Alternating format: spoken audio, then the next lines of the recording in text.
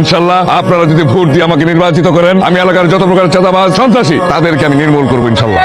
আর ভবিষ্যতে আমার সুযোগ্য পুত্র জিসান চৌধুরী, এটাই ছিল আমার শেষ কথা।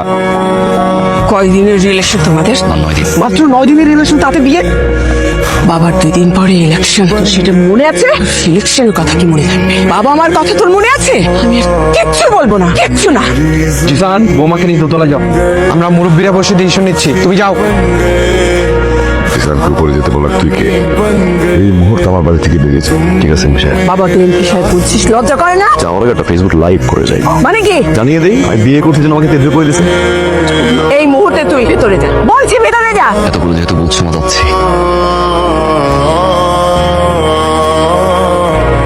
সেন্টু, এই বাড়ির একটা ঐতিহ্য আছে, পারিবারিক কিছু নিয়ম কানুন আছে। এটা কোনো হোটেল না যে যখন ইচ্ছা তখন ঘুম থেকে উঠবে, যখন ইচ্ছা তখন খাবে, যে কোনো পোশাকে খাবার টেবিলে চলে আসবে। এ বাড়ির ডাইনিং টেবিল সকাল 8টার মধ্যে তৈরি থাকে। 8:30টার পরে কেউ ওই ডাইনিং টেবিলে আসলে তার নাস্তা পাবে না। না কই যাও? কেন, তোর কি মনে হয় আমার কোনো কাজ নেই এই বাড়িতে? রান্না করতে যাবো তাই তো? মা, এই বাড়িতে বেস্ট একজন রাঁধুনি আছে।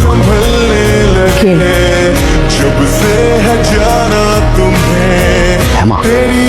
আমার বাড়িতে এত ভালো রাঁধুনি আছে সেন্টু। আজকে তাহলে আমি রেস্টে থাকছি। 5 স্টার হোটেলের রাঁধুনি আজকে রান্নার দায়িত্বটা নিক।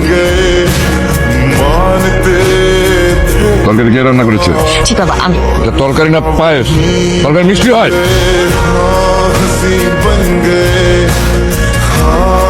খাবার টেবিল রিল্যাক্স হওয়া।